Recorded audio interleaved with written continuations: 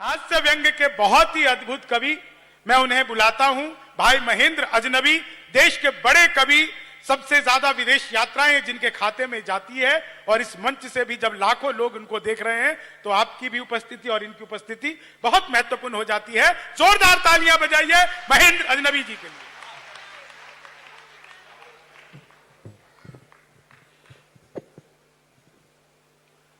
आप सभी को प्रणाम करता हूं। मंच पर उपस्थित अपने सभी अग्रज कवियों को, कवि मित्रों को प्रणाम करता हूं। मां सरस्वती को प्रणाम करता हूं। इस पावन मंच को प्रणाम करता हूं और आप सबसे निवेदन करता हूं, मेरे स्वागत में दोबारा जोरदार तालियां बजाएं। तालियां इसलिए बजवा रहा हूं क्योंकि बाद में भरोसा नहीं है। एक दो छोटी छोटी कविताएं मैं भी आपको सुनाऊंगा, पसंद आएंगी ठीक है, नहीं तो 3-4 और सुनाऊंगा। बहुत मन से आप लोग सुन रहे हैं, बहुत बहुत साधुवाद देता हूं। कोरोना काल के बाद मेरा पहला कवि सम्मेलन है, बहुत डर लग रहा है। ऊपर से एक खांसी वाली कवियत्री पहले गई है, माइक सैनिटाइज भी नहीं किया। बहुत भय का माहौल है भाई साहब, और इसलिए भी आप ठीक से सुन लेना हम कवियों को। अब कितने लाख हो गए भाई?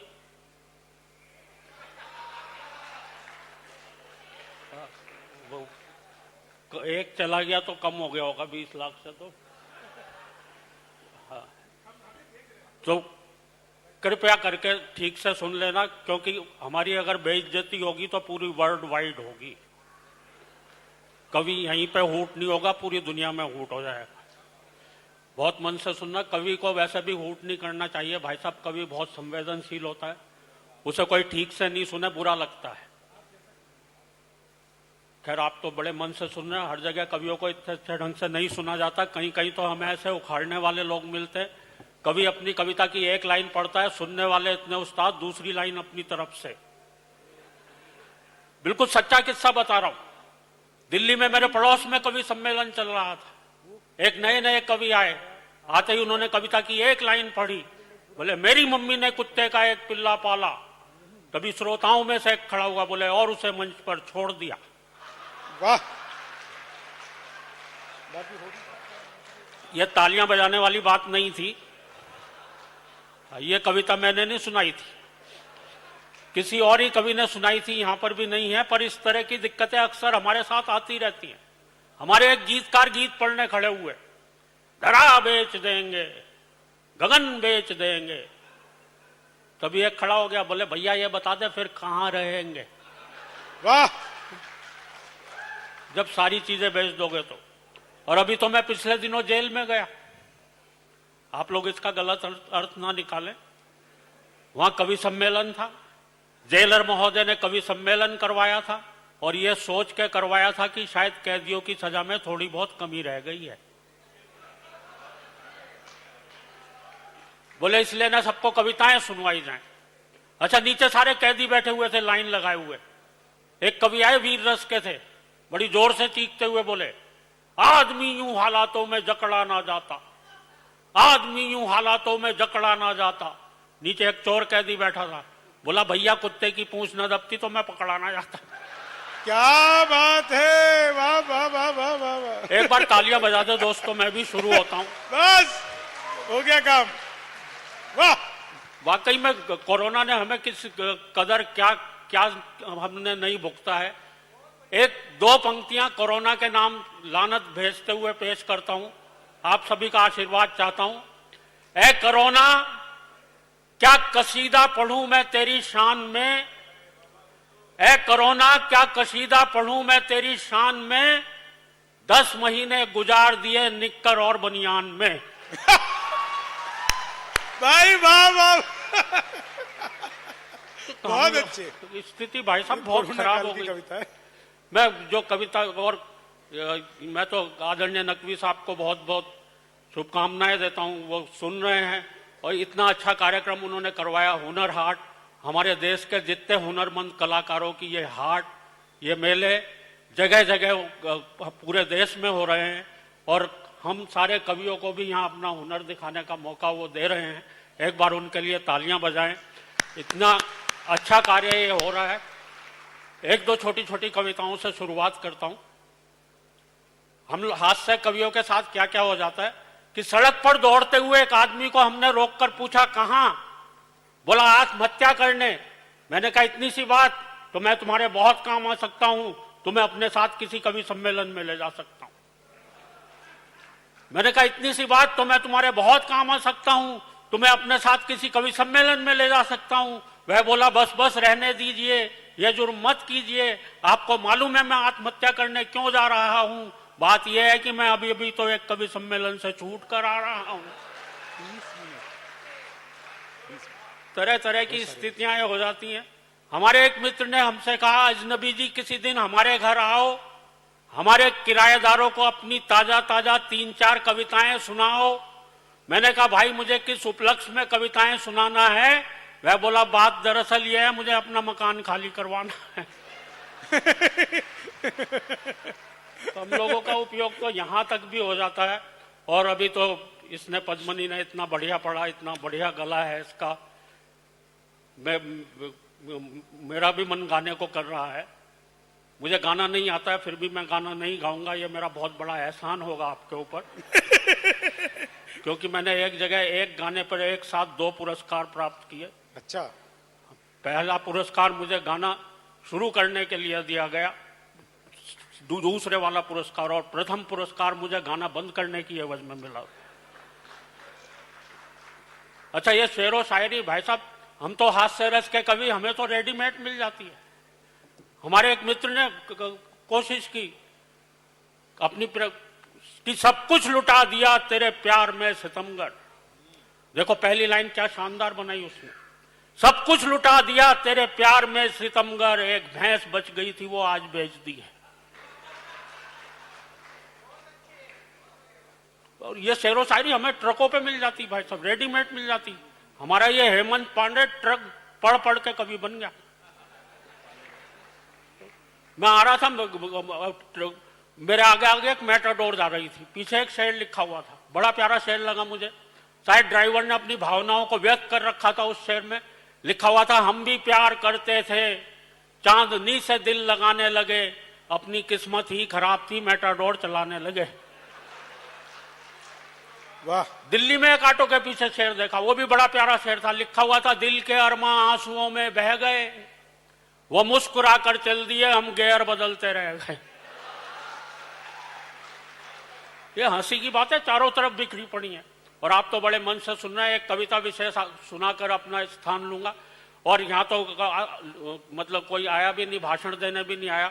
मैं आपको एक नेताजी का 1 मिनट का एक भाषण आपको जोड़ने के लिए सुनाना चाहता हूँ भाई साहब, आपको आनंद आएगा। कोई कोई नेता भाषण देते देते भाषण देने में इतना एक्सपर्ट हो जाता है, उससे किसी भी विषय पर भाषण दिलवा लो। जैसे यहाँ पे ये 2 लाइटें जल रही हैं तो इनके ऊपर वो आधा घंटा वैसे ही बोल सकता है, चाहे उसे इस विषय का ज्ञान हो या ना हो। हुआ क्या कि मेरे मोहल्ले में एक वाटर टैंक बना, उसका उद्घाटन करने जो नेताजी आए उन्होंने क्या मजेदार भाषण दिया। बोले भाइयों और बहनों, ये जो आप वाटर टैंक देख रहे हैं इसमें वाटर भरा जाएगा। टैंक तो हमारी फौज में भी होते हैं पर उसमें वाटर नहीं भरा जाता। वाटर यानी पानी। जैसे नई बात बता रहे हैं, पानी 2 प्रकार का होता है, एक साफ पानी, एक गंदा पानी। गंदे पानी में कमल खिलता है, कमल का एक फूल होता है, फूल तो गुलाब का भी होता है, गुलाब के फूल से गुलकंद बनता है, गुलकंद पेट साफ करता है। वाटर टैंक से शुरू हुए थे, पेट साफ करने तक आ गए। पेट तो खरबूजा भी साफ करता है, खरबूजा खरबूजे को देखकर रंग बदलता है। रंग सबसे बढ़िया जर्मनी के होते हैं। जर्मनी वो जहां हिटलर हुआ था, हिटलर वो जिसने वार की थी। वार 8 प्रकार के होते हैं, सोमवार, मंगलवार, बुधवार। हाँ बजानी है तो बजा दीजिए। बोले वार 8 प्रकार के होते हैं, सोमवार, मंगलवार, बुधवार, बृहस्पतिवार, शुक्रवार, शनिवार, रविवार और वर्ल्डवार। वर्ल्ड यानी दुनिया, दुनिया गोल होती है। गोल तो रसगुल्ला भी होता है। रसगुल्ला खाने से प्यास लगती है, प्यास को पानी बुझाता है, पानी को अंग्रेजी में वाटर कहते हैं, और उसके लिए यह वाटर टैंक बनाया गया।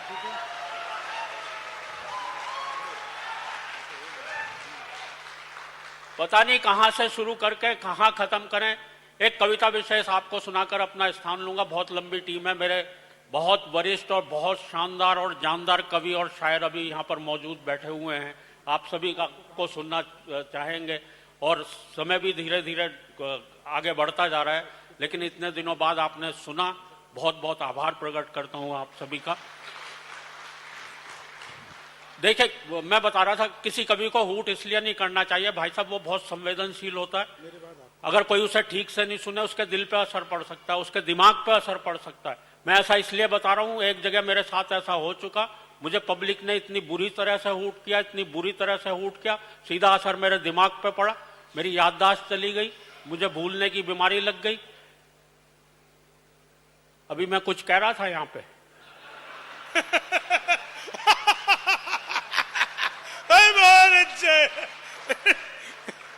जब मुझे भूलने की बीमारी लगी, तब मैंने एक कविता लिखी, बिल्कुल हास्य की, शुद्ध हास्य की कविता है।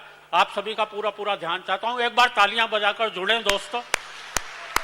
जितने मन से आप सुनने की कोशिश करेंगे, उससे दुगने मन से मैं आपको सुनाने की कोशिश करूंगा कि एक कवि सम्मेलन में श्रोताओं ने इस कदर हूट कर डाला कि हादसे से मेरी यादों का निकल गया दिवाला।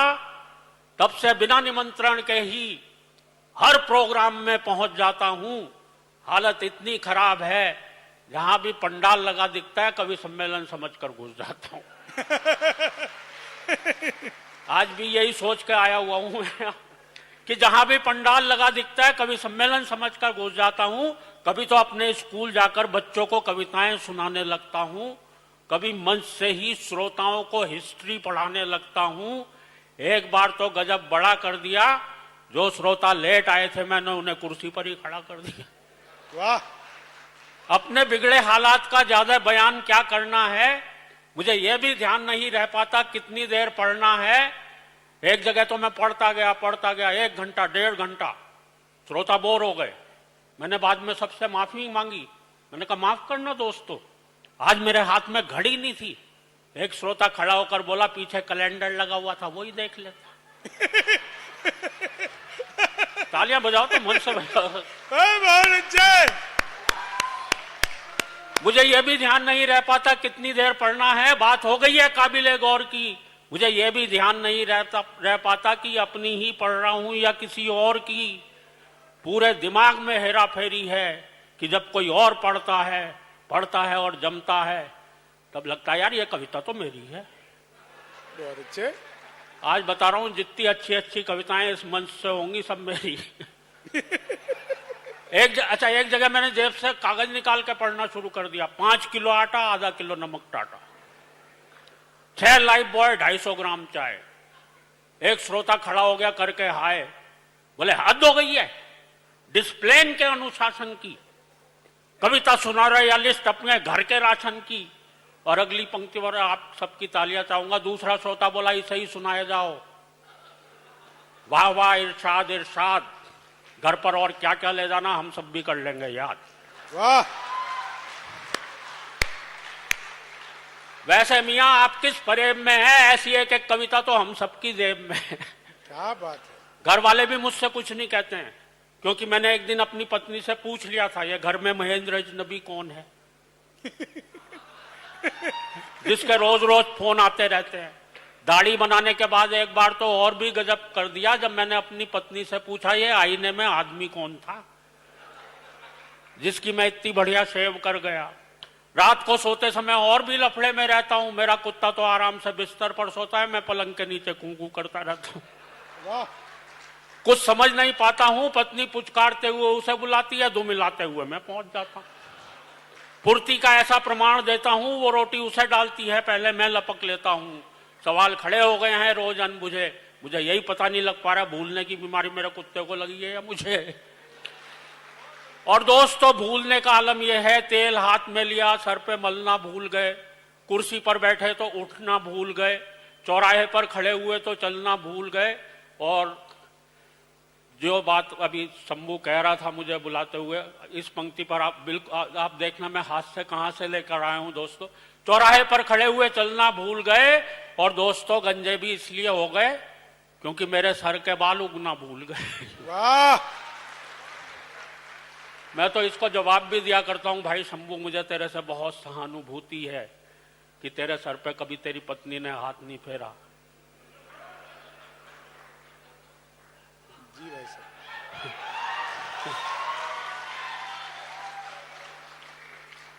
लेकिन चौराहे पर खड़े हुए चलना भूल गए, और दोस्तों गंजे भी इसलिए हो गए क्योंकि मेरे सर के बाल उगना भूल गए।